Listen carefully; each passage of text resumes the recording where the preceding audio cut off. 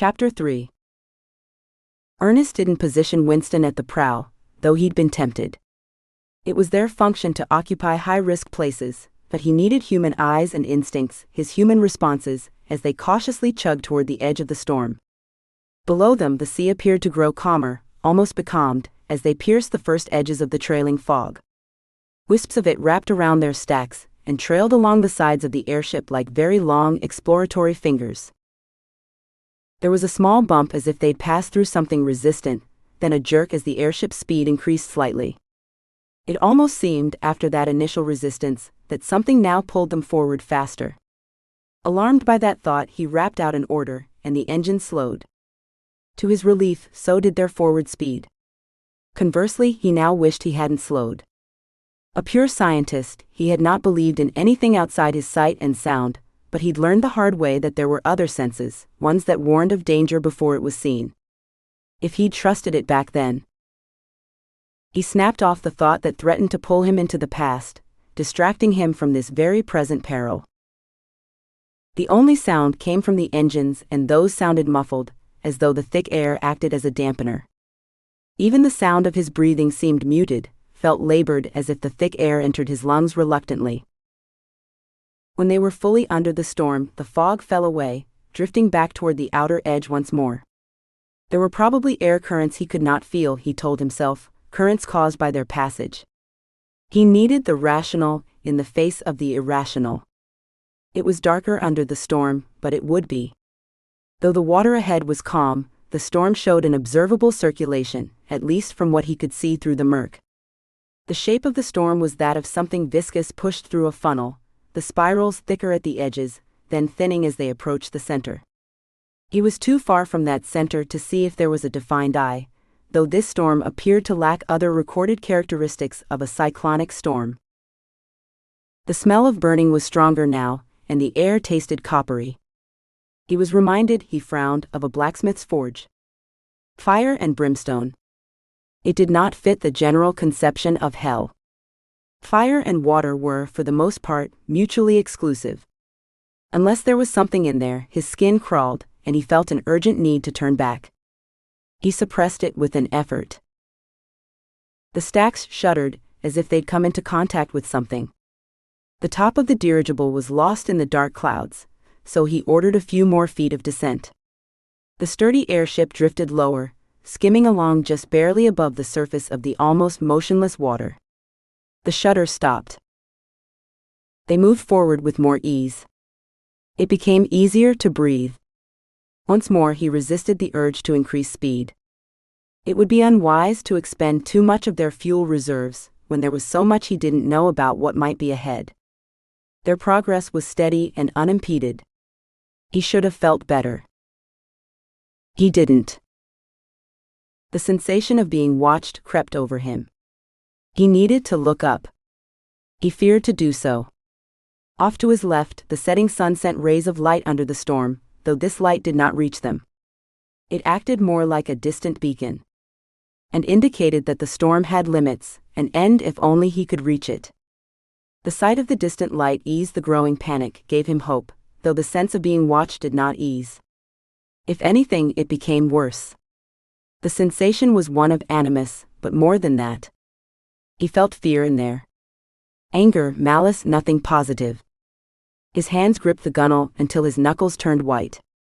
He tried to speak, but his throat went dry and closed, as if something gripped it to hold in the call for assistance from his automatons. He wanted to claw at that hold, but he couldn't let go of the gunwale.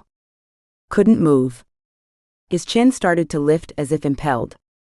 When he could fight no longer, when he thought he must look and die, he was distracted by movement along the surface of the water. He blinked, sure it must be an illusion. But the sight of it, for whatever reason, eased the sense that he could not move or speak. Winston. Where? He called out the alert command. This was not his imagination, he realized. It was real. The wake made a perfect V, like an arrow pointing straight at him, with waves falling away from the edges of something just under the surface.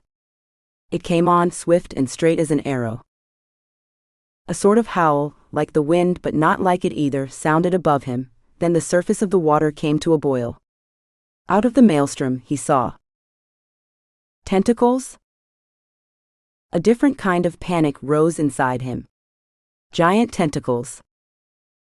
He started to back from the edge as two of the monstrous things reached up, sliding along the bow, then gripping the gunwale close to where he'd stood.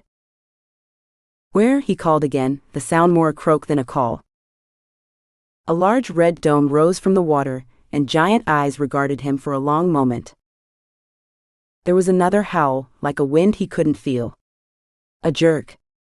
Then a jolt as the weatherman slammed into the surface of the water, yanked downward by the tentacled grip.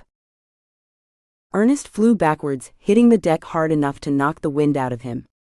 Just before his head connected with wood, he saw what he'd feared to see. Faces. Thousands of them. The specters in the storm.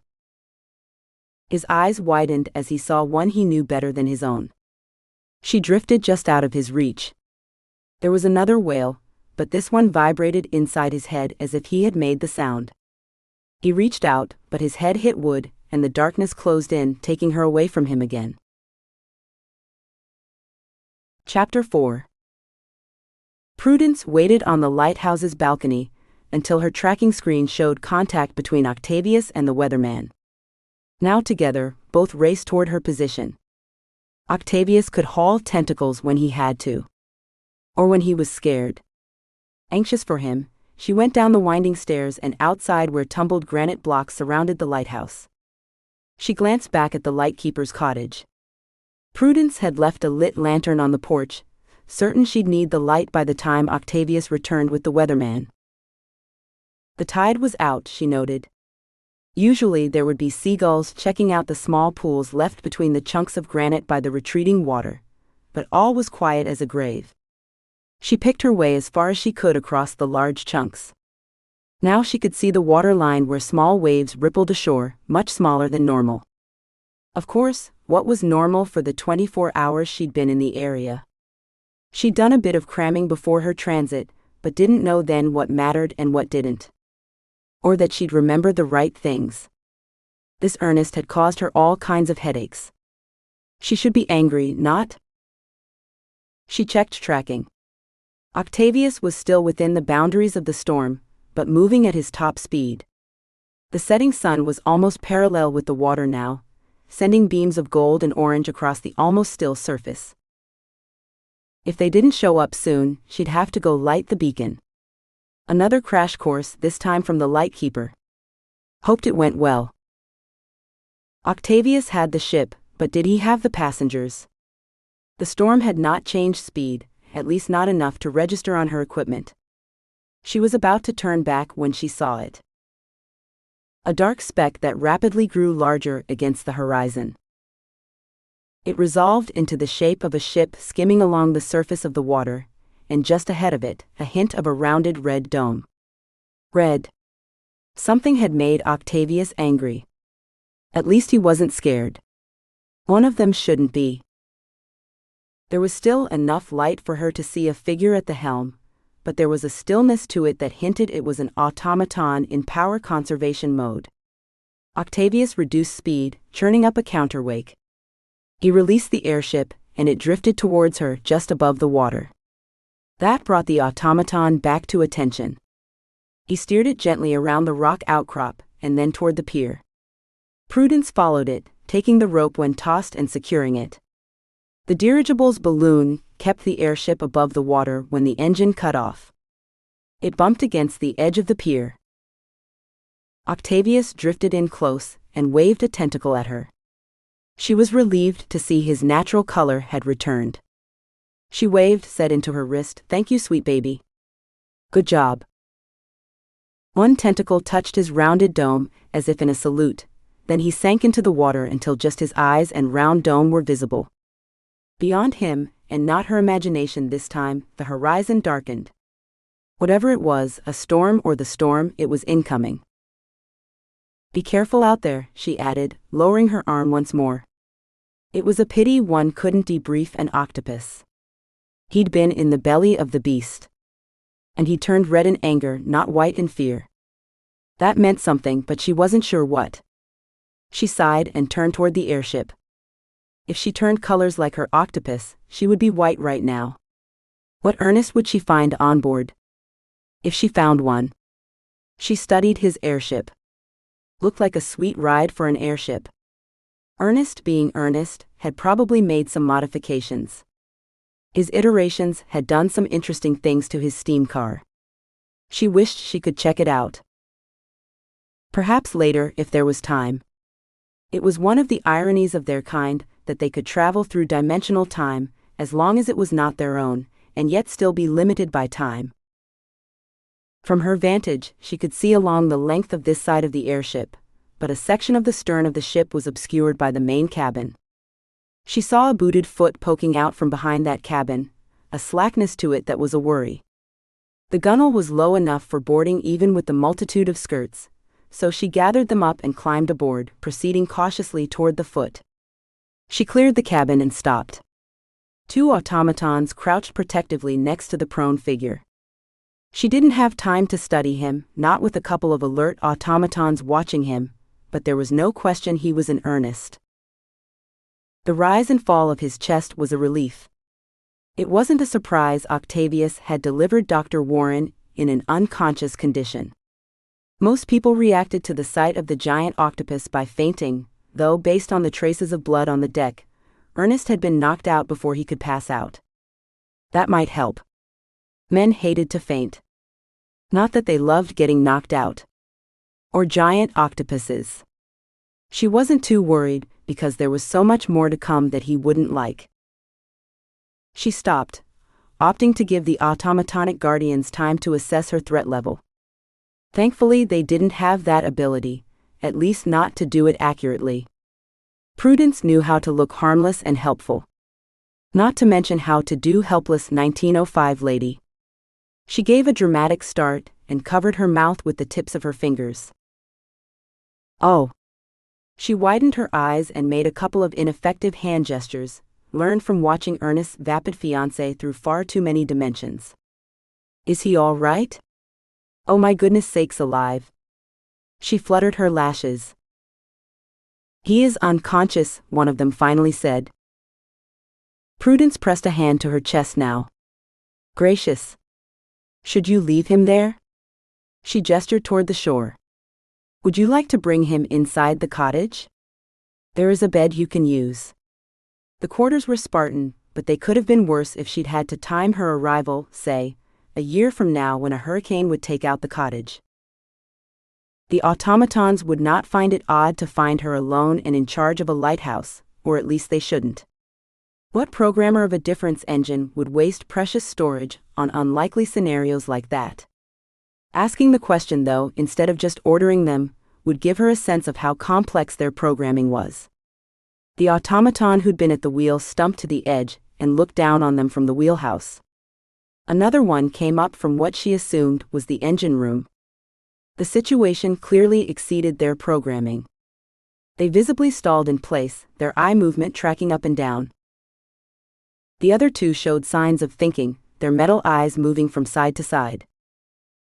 There is a storm incoming, she added, hoping to tip the balance to cooperation. If their programming perceived her as an ally, everything would be easier, well, less hard, she amended. She'd left easy in her own dimension when her talent manifested. The mention of the storm appeared to be the right nudge. One moved to Ernest's head and lifted him by the shoulders, while the other secured him about the knees. Bodyguard automatons. Normally their programming would make them want to keep him on the airship, but recent events, an octopus, still visible out in the water, its eyes appearing and disappearing as it rode the small waves rippling ashore, combined with the storm threat, would alter that imperative, sending them seeking the closest secure structure. The lighthouse was the sturdiest thing around, but the cottage had better amenities. As she turned, she gave Octavius a quick wink and another out-of-sight wave. The light was fading fast, the lantern she'd left on the cottage's porch a cheerful beacon. She navigated the gunwale, certain the automatons wouldn't care about proprieties. She stepped back so they could clamber off, casting a last look of regret at the airship. The two ship handlers did not attempt to follow them, though they might become active if she came back without Ernest. He would have needed to secure his retreat during his travels. This world, this time in its history, had many treacherous places. Had this Ernest been seeking redemption, or a final solution during his travels, she wondered. The two automatons headed for the light, following the narrow boardwalks, first taking the one that led to the lighthouse. She followed them, finally letting herself study this Ernest as the last of the light fell on him, let herself look at the one Ernest whose life had not followed the pattern of all the others. His face was very tanned, not a surprise since he'd been roaming around studying the weather. Otherwise, he looked the same. The face was thin and narrow, with a high, intelligent forehead, and a grimness about the mouth, apparent even in his unconscious state. It was, she knew now, his look of repose. And when he thought, which he did too much, except around Ophelia when he thought too little. She clamped down on this. His dark hair was untidy and in need of a trim. He also needed a shave. This was new. She'd never seen any of the Ernests anything but meticulously turned out. He was a scientist, but not of the crazy or absent-minded bent. He applied the same attention to his attire as he did to his studies. Of course, he had been knocked on his backside by an octopus. His frame was long and somewhat leaner than the others, his travel clothing more tidy than his hair, despite his tumble. His eyes would be gray under the lids. When they lifted, what expression would this Ernest's eyes have? She'd known the others felt it. It wasn't just her. At first, she'd been shocked and retreated because of rules. But then, she'd started looking for it. That moment when he realized that he could want more. His pupils had dilated. His pulse had quickened. There'd been other signs, which had embarrassed and troubled the oh-so-loyal Ernests. Because none of them could stand to be wrong, they'd opted for manufactured dislike. She'd let them push her away. One couldn't fight for what one couldn't have. So she'd faded from their lives, wondering if any or all of them ever thought of her after she was gone. But this one.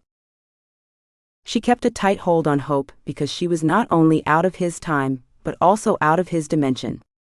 That didn't mean she couldn't wonder what might be different about an Ernest who had loved and lost. One who couldn't have Ophelia. One who had had 4 years to heal. The automatons turned onto the boardwalk that led to the cottage. Take him inside. You'll see the bed, she directed. I need to light the beacon. She had to do it. She'd promised the light keeper. She just hoped she wasn't painting a target on them for the storm. You've been listening to Specters in the Storm by Pauline Baird Jones. Copyright by Pauline Baird Jones. All rights reserved.